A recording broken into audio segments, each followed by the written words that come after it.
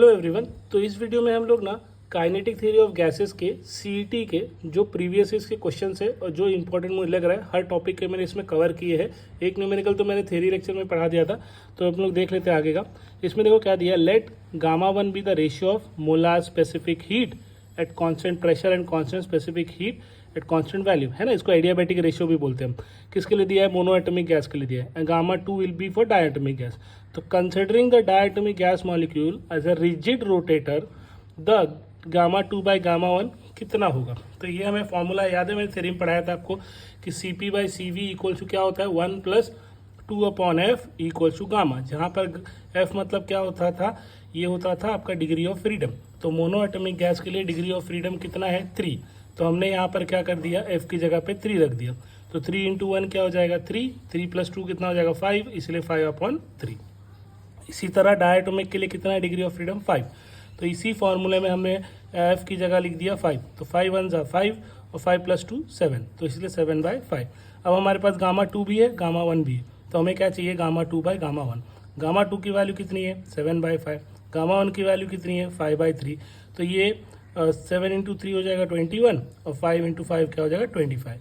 तो देखो यहाँ पर हमारा 21/25, ये 23 में आया हुआ क्वेश्चन है। तो ठीक है, इसी टाइप के बहुत सारे क्वेश्चन आए हैं, आप इसको अच्छे से करके रखिएगा। अगला सम देखो, for a given gas at 1 atmospheric pressure RMS speed of the molecule is 100 metre per second at 27 degree at 2 atomic pressure and 927 degree, मतलब दोनों टेम्परेचर दिया है, स्पीड दिया है। The RMS speed of the molecule will be, तो temperature बढ़ाने पे RMS speed molecule का क्या होगा? इस रिलेटेड फॉर्मूला वाले भी क्वेश्चन बहुत बार पूछे जा रहे हैं। कब पूछा गया है? 2021 में। तो इसको हम लोग आगे देखते हैं क्या करना है इसमें। अब अगर इसमें आगे हम देखें तो यहाँ पर दिया है, देखो गिवन T1 जो 27 दिया था उसको 273 से ऐड कर दिया और केल्विन में कन्वर्ट कर दिया, तो 300 आ गया। उसी तरह T2 दिया था 927, उसको भी 273 से ऐड कर दिया तो 1200 केल्विन में आ गया। अभी हमें आरएमएस पता है पहले वाले के लिए, तो 100 मीटर पर सेकेंड है और हमारे पास ये फॉर्मूला है। इसी फॉर्मूले में न्यूमेरिकल बहुत बार पूछा जा रहा है स्टूडेंट।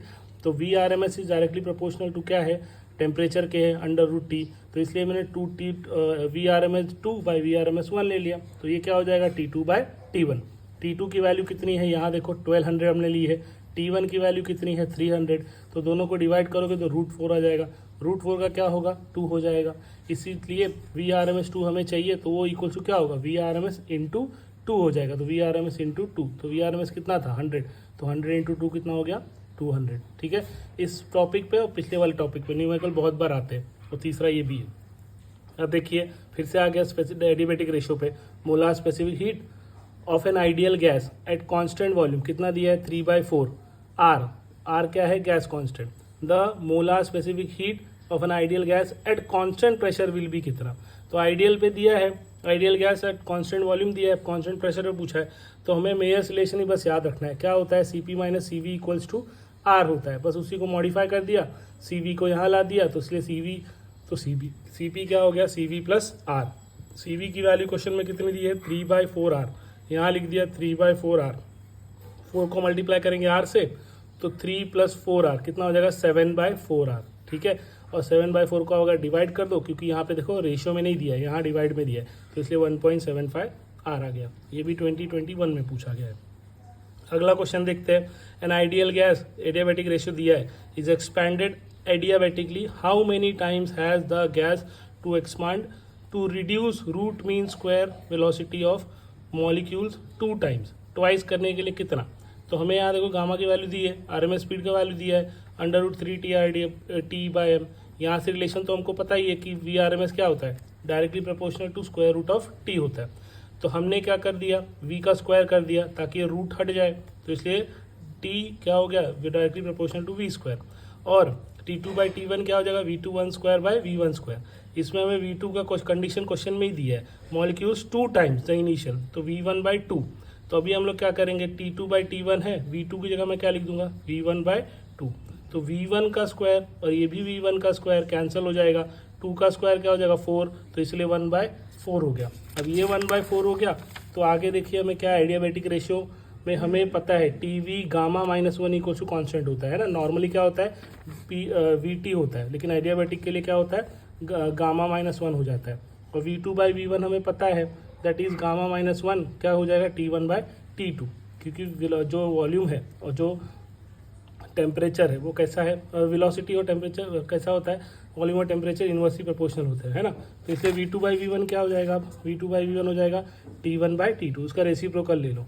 ये V2/V1 क्या हो जाएगा, अभी ये गामा कहाँ चला जाएगा, गामा यहाँ चला जाएगा, यहाँ पे मल्टीप्लाई में था, यहाँ कहाँ आ गया, डिवाइड में आ गया। इस गामा की वैल्यू क्वेश्चन में ही दी है 1.5, तो इसलिए 1.5 - 1 कितना हो जाएगा 0.5, तो 1 डिवाइड बाई 0.5 कितना हो जाएगा 1 डिवाइड बाई 0.5 2 हो जाएगा ना। तो इसलिए 4 का स्क्वायर क्या हो गया 16 हो गया।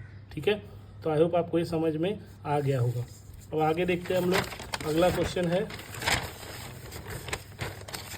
जो कि 2020 में पूछा गया है। 2 spherical black bodies of radius R1 and R2 with surface temperature T1 and T2 respectively radiate same power, then R1/R2 कितना होगा। तो यहाँ पे पावर दोनों की सेम है, मतलब एनर्जी एक तरह के हम बोल सकते हैं। और पावर रेडिएट का फॉर्मूला क्या होता है, E equals to sigma EAT4। T मतलब टेम्परेचर होता है, A मतलब सरफेस एरिया होता है, E मतलब एमिसिव पावर होता है, और सिग्मा मतलब क्या होता है Stefan's constant, Stefan's law of radiation का है। ठीक है, तो बॉडी रेडिएट सेम पावर, इसलिए E1 क्या होगा E2 के बराबर होगा।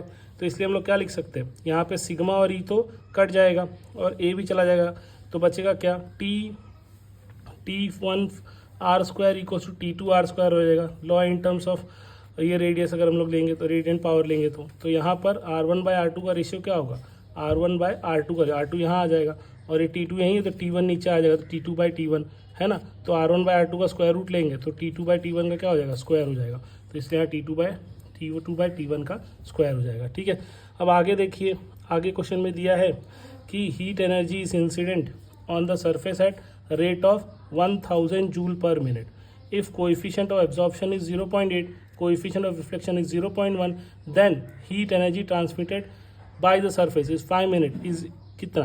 तो यहाँ पे हीट ट्रांसफर पूछा है, ये 2018 में पूछा है CET में। तो rate of heat energy Q1 दिया है। अब हमें पता है A + R + T कितना होता है, यूनिटी दैट इज़ 1। तो एब्जॉर्प्शन की वैल्यू दी है, रिफ्लेक्शन की वैल्यू दी है, तो हम यहाँ से क्या निकाल लेंगे, ये ट्रांसमिशन निकालेंगे ना। तो 0.8 0.1 कितना हो जाएगा 0.9, 1 - 0.9 कितना हो जाएगा 0.1। तो rate of transmitted heat energy कितना है 5 मिनट है, तो इसलिए फॉर्मूले में डाल देंगे QT इक्वल्स टू कितना होगा theta into T into time. अब थीटा हमारा दिया है, यहाँ पर Q1 हमारा दिया है 1000 और T हमें निकाल लिया ट्रांसमिशन 0.1 और टाइम हमको दिया है 5। तो अगर मल्टीप्लाई करेंगे 1000 इंटू 5 कितना होगा 5000 और 5000 इंटू 0.1 500 हो जाएगा। ठीक है, तो आई होप आपको ये समझ में आया होगा, इजी सम था।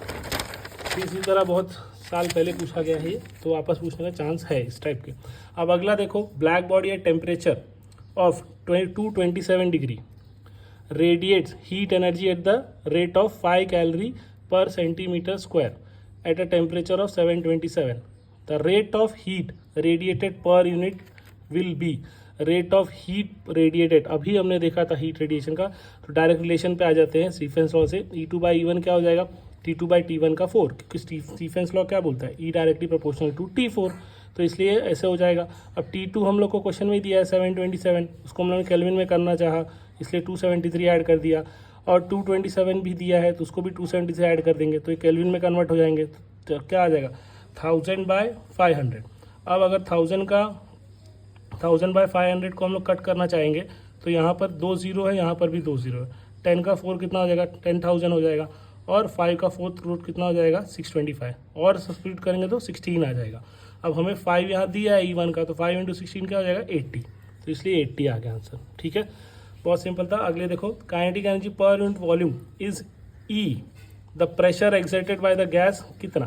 तो pressure exerted by the gas जो हमने 4 मार्क का बड़ा डेरिवेशन 12th में किया था, याद है ना, उसी से रिलेशन है KTG का 1/3 ρV² in terms of density. ठीक है, रो डेंसिटी है, तो डेंसिटी को और क्या लिख सकते हैं हम लोग मास बाय वॉल्यूम, और ऊपर नीचे अगर मैं 2 से मल्टीप्लाई कर दूँ तो तो ये जो चीज़ है ये आपकी क्या हो जाएगी, हाफ mv² हो जाएगी ना। और यहाँ पे यूनिट वॉल्यूम बोला है इसलिए v की वैल्यू 1 है, तो नहीं लिखोगे तो भी चलेगा, ठीक है। ये पूरी वैल्यू क्या हो जाएगी, यूनिट वॉल्यूम है ना, अपॉन v, तो v की वैल्यू 1 ही है, तो इसलिए यहाँ पे इसकी जगह पे हमने क्या लिख दिया e। तो यही आपका फॉर्मूला है, ये आपके टेक्स्ट बुक में भी था, ठीक है, जब आप बोर्ड की पढ़ाई कर रहे थे। अब अगला देखो एक और, the velocity of 4 gas molecule are given as 1, 3, 5 and 7। Calculate the difference between average and RMS velocity. तो वैल्यू हमें एवरेज का भी निकालना है और RMS का भी निकालना है। ये 2010 में पूछा गया है, ठीक है। तो हम क्या कर रहे हैं, एवरेज का फॉर्मूला पता ही है हमको, v1 + v2 + v3 dot dot dot vn upon n। तो यहाँ पे 4 दिए इसलिए 1 + 3 + 5 + 7, और 4 है इसलिए n की जगह 4 रख दिया, 4 कमोडिटीज़ है। तो 7 + 5 12 हो जाएगा, 12 3 15, 15 1 16, 16/4 कितना हो गया 4। आ गया हमारा एवरेज। अब रूट मीन स्क्वायर का फॉर्मूला क्या होता है, अंडर रूट में स्क्वायर करेंगे, तो सबका स्क्वायर करके ऐसे करेंगे तो 84/4 हो जाएगा, जिसको हम लोग √21 बोलते हैं। स्क्वायर रूट कितना आ गया 4.5। क्वेश्चन में देखो डिफरेंस बिटवीन बोला है एवरेज और RMS में, तो ये एवरेज, ये आपका RMS है और ये एवरेज है, तो दोनों को सब ट्रैक करेंगे, कितना आ गया 0.583। तो यहाँ पे आ गया 0.583। तो आई होप आपको समझ में आया। इसी तरह हमने 9 चैप्टर्स कंप्लीट कर लिए CET के, जिसमें से 3 है 12th के, और ये भी हाईएस्ट वेटेज का था, तो इसका भी वेटेज 3 मार्क्स है, और 6 कंप्लीट कर लिए हैं 11th के फिजिक्स वाले। तो आई होप आपको ये सब समझ में आ रहा है। इसके नोट्स बनाओ आप, इसका मैं PDF भेज दूंगा आपको, ठीक है, लिंक में ही रहेगा, तो उसको आप वहाँ से ले सकते हो। Thank you.